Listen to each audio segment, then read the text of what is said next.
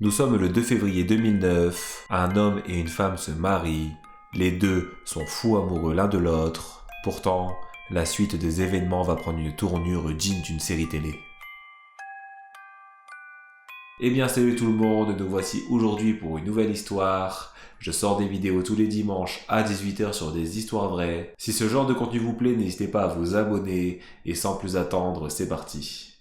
Nous voici avec Dalia Mohamed, née le 18 octobre 1982 à New York. Par la suite, elle déménage en Floride et va faire son adolescence là-bas. Ses parents sont à son écoute et l'encouragent à faire de grandes études.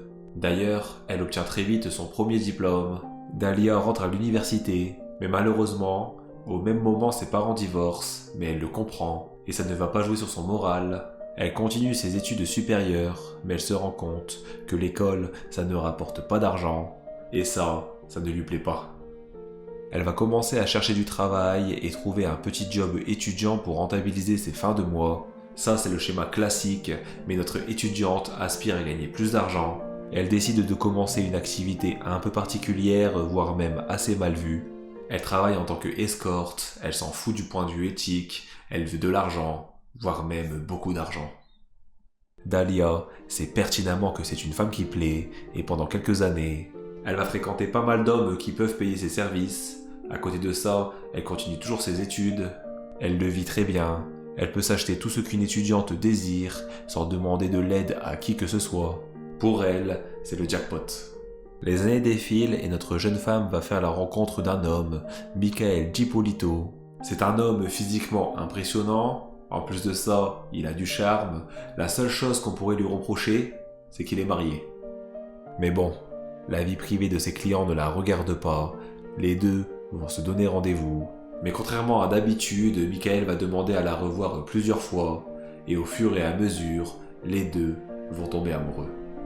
Michael est en totale admiration devant le charme de Dalia, et c'est réciproque. En plus, Michael a beaucoup d'argent, et ça, la jeune femme adore. Michael divorce et se marie directement avec Dalia. Les choses vont vite, mais les deux s'aiment, et c'est le principal. Petit point noir quand même, Michael a un lourd secret derrière lui. Quelques années auparavant, il a été arrêté pour vente et consommateur de produits illicites. Mais ça ne s'arrête pas là. Il a arnaqué des gens sur des plateformes téléphoniques, c'est d'ailleurs pour ça qu'il a beaucoup d'argent aujourd'hui. Il a été arrêté pour ses méfaits et a purgé 2 ans de prison. Il est actuellement en liberté probatoire, ce qui veut dire qu'il ne doit pas recommencer sous peine de retourner en prison. Tout ça s'est déroulé en 2002, nous sommes en 2009, et Michael est déterminé plus que jamais à devenir un homme meilleur. D'ailleurs, il n'a plus retouché à la drogue, et encore moins arnaqué d'autres personnes. En plus de ça, il a rencontré la femme de sa vie. Pour lui, c'est un signe. Il doit rester dans le droit chemin. Évidemment, Michael est honnête et raconte son passé à Dalia. Il raconte tout dans les moindres détails, mais notre jeune femme est amoureuse. Elle accepte tout. La relation est très sérieuse. Michael achète une maison en Floride pour y vivre avec sa compagne. Elle manque de rien. Tous ses caprices sont exécutés. Il la traite comme une véritable reine. Mais malheureusement, toutes les bonnes choses ne durent jamais longtemps. Quelques jours après leur emménagement, la police tape au domicile des Gipolito. Michael ouvre la porte, des agents de police sont devant lui. Ils lui expliquent qu'ils ont reçu un coup de fil anonyme qui leur précise que de la drogue est cachée dans la maison. L'homme est choqué et apeuré en même temps. Même s'il n'a rien à se reprocher, il est sous sellette et peut retourner en prison à tout moment. Malgré tout, ils laissent la police fouiller l'appartement et après quelques minutes, ils repartent sans rien trouver. Notre homme est devenu exemplaire, mais il se pose quand même pas mal de questions. Qui a pu appeler la police et leur dire une telle chose ? Son premier réflexe est de penser à une personne qu'il a arnaquée par le passé, une personne qui veut se venger. C'est la raison la plus logique. Michael est abattu, mais il peut compter sur sa femme qui lui propose de partir en vacances pour lui changer les idées. Les deux partent en week-end, mais les problèmes ne sont pas terminés pour autant.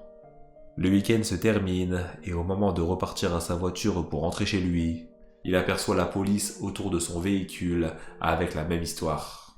Un coup de fil anonyme a été passé, et apparemment, Michael a de la drogue dans sa voiture.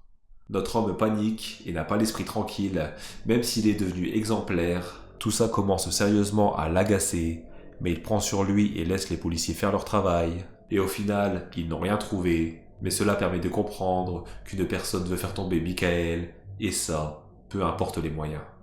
Tous ces événements détériorent le moral de Michael, mais heureusement, il peut compter sous le soutien de sa femme qui est présente tous les jours pour lui. Un soir, pour se changer les idées, le couple décide de sortir, ils passent une bonne soirée, tout se passe bien.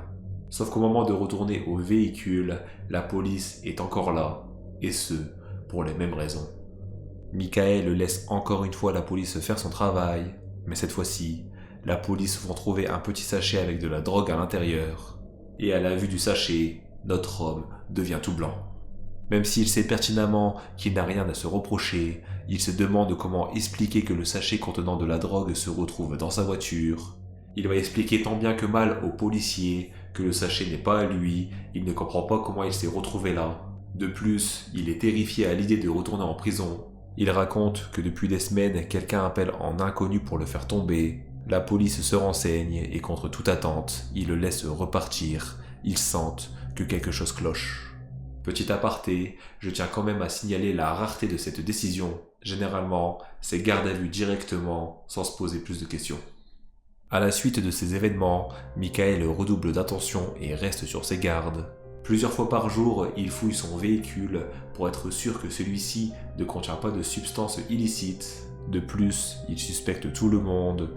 Pour lui, c'est une personne de son entourage. Et ça paraît logique quand on y pense. Comment un inconnu peut savoir les déplacements de Michael, ou même avoir accès à sa voiture sans laisser aucune trace? C'est étrange. Avec les événements de ces derniers temps, il est à l'affût de tout. De son côté, sa femme est inquiète pour lui. Mais depuis peu, elle a pris une habitude assez étrange. Ça peut lui arriver qu'une fois par semaine, elle disparaît pendant quelques heures et revient comme si de rien n'était. Généralement, c'est pour aller faire du sport ou bien prendre soin d'elle. Mais cette fois-ci, elle fait quelque chose qui sort de la banalité. On découvre que ce jour-là, elle a rejoint un homme à bord de son véhicule. Et cet homme, c'est son ex Mohamed. Dans un premier temps, on peut penser à un acte d'adultère, mais pas du tout. C'est bien pire encore. Une fois devant son ex, elle lui avoue que si elle est là aujourd'hui, c'est pour une bonne raison. Elle explique à Mohamed que son mari actuel est violent avec elle, et ça, elle en a marre, et pour se venger, elle veut le tuer, et pour cela, elle a besoin d'engager un tueur à gages. Mohamed est choqué des propos qu'il entend. Il décline totalement la proposition, jamais de la vie, il veut être complice d'un meurtre. Pourtant, Dalia insiste et une violente dispute éclate entre les deux. L'homme la sort du véhicule et part de son côté. Avec cette révélation, on peut très vite comprendre que c'est sûrement Dalia, la femme de Michael, qui essaye de le faire tomber. Mais là, on passe à un autre niveau. Elle demande clairement la mort de celui-ci. En plus, elle n'hésite pas à mentir en racontant qu'il est violent, alors que pas du tout. On peut se demander quelles sont ses sources de motivation pour réclamer un acte aussi horrible. Et pourtant, la raison est simple. Dalia veut vivre comme une reine, elle veut l'entièreté du compte en banque de son mari. Rien que ça. Son plan se déroule à la perfection. Son mari a peur de retourner en prison et préfère sécuriser son argent. Il met la moitié de sa fortune au nom de sa femme, sans savoir ce qu'elle complote dans son dos. Quelques jours plus tard, le portable de Dalia sonne. C'est Mohamed qui est au bout du fil.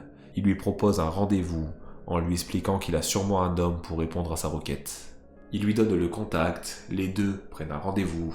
Il précise également qu'elle devra verser un acompte pour être sûre de son choix. Nous sommes le 1er août 2009. Notre femme se rend sur un parking pour rencontrer le tueur à gages. Elle monte à bord du véhicule et les deux commencent à discuter. Notre tueur lui précise qu'elle peut changer d'avis à tout moment si elle le souhaite. Il n'a même pas le temps de finir sa phrase que Dalia sort l'argent, lui dit qu'elle est sûre d'elle, pas besoin de déblatérer pendant des heures. Le tueur est surpris. Il était loin de s'imaginer que derrière ce visage d'ange se cache une véritable diablesse. Les deux se quittent et le meurtre est planifié. Quelques jours plus tard, l'horrible plan de Dalia se met en route. Elle se met en route vers la salle de sport, histoire d'avoir un alibi. En parallèle, le tueur se met en route au domicile de Michael D'Ippolito, et quelques minutes plus tard, Le téléphone de notre jeune femme sonne, la police est au bout du fil. Il lui demande de venir le plus rapidement possible à son domicile. Elle se dépêche et arrive très vite chez elle. En arrivant, plusieurs voitures de police sont devant sa maison. Un policier s'écarte avec elle et lui annonce la terrible nouvelle. Votre mari, Michael DiPolito, a été assassiné. Dalia fond en larmes et pleure pendant des heures. Et honnêtement, elle fait ça tellement bien que ça mériterait presque un Oscar. À la suite de cette annonce, elle est emmenée au commissariat et une enquête est ouverte. Elle est questionnée pour savoir qui pourrait bien en avoir après la vie de son mari. Une fois au poste, l'interrogatoire commence. Dalia raconte que la seule raison qui explique le décès de son mari, c'est peut-être dû à son passé. Il a arnaqué beaucoup de personnes et pour elle, c'est sûrement une vengeance. Après quelques minutes à échanger, un homme toque à la porte. C'est un policier qui arrive avec un homme menotté et cet homme, c'est le tueur à gages. L'enquêteur demande à Dalia si elle connaît cet homme et d'un sang-froid incroyable, elle va dire que non, elle ne connaît pas cet homme. Un silence s'installe dans la salle, et après quelques secondes, le policier enlève les menottes du tueur à gages. Il s'assoit en face de notre jeune femme, elle est totalement perdue. Elle ne comprend pas ce qu'il se passe, mais elle ne fait toujours rien paraître, quand soudain, notre tueur décide d'ouvrir la conversation. Il la regarde droit dans les yeux, et lui explique que ce n'est pas un tueur à gages, mais qu'il est officier de police. Les menottes sont échangées, mais cette fois-ci, c'est notre jeune femme qui est menottée. Elle ne comprend toujours pas ce qu'il se passe, mais c'est là qu'elle aperçoit une personne qu'elle connaît très bien. Michael DiPolito n'est pas mort, il est bien vivant et devant elle. Elle fond en larmes et l'appelle à son secours, mais celui-ci sait tout ce qu'elle a manigancé et ne veut plus avoir affaire à elle. Dalia comprend que c'est fini pour elle, mais même après l'annonce d'un policier qui lui explique qu'elle va rentrer en prison, elle nie totalement les faits. Ça ne va pas changer grand-chose pour autant, beaucoup de preuves sont réunies, et ce, grâce à une seule personne. Mohamed, l'ex-petit ami à Dalia. Après la rencontre, il a réfléchi et a contacté la police. Il lui a expliqué tout ce que la jeune femme lui a dit, et à partir de là, les choses se sont enchaînées très rapidement. Après le rendez-vous, la police est partie à la rencontre de Michael avec les images. Il était complètement choqué. Jamais de la vie il aurait pensé que sa femme puisse en vouloir à sa vie. Par la suite, cette comédie a été montée de toutes pièces, digne d'une série Netflix. N'importe qui serait tombé dans le panneau. Quoi qu'il en soit, Dalia est maintenant arrêtée et jugée pour son acte. Nous sommes au tribunal et elle continue à nier les faits.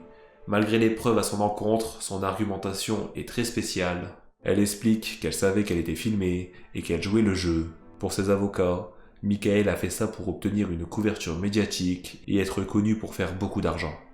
Vous vous doutez bien que ça tient pas la route. Michael est révolté d'entendre de telles âneries. Dalia DiPolito est déclarée coupable de tentative de meurtre. Elle est condamnée à une peine de 16 ans d'emprisonnement. Elle va continuer à nier les faits et faire appel, mais ça sera rejeté en vue des preuves. C'est quand même triste de voir sa propre femme en vouloir à la vie de son mari juste pour de l'argent. Nous voici sur cette fin de vidéo, j'espère que l'histoire vous a plu. N'hésitez pas à me dire en commentaire ce que vous en avez pensé et à vous abonner si le contenu vous plaît. Mais n'oubliez pas, le plus important, c'est tous les dimanches à 18 h sur la page de Ishkim. Et sur ce, c'est ciao.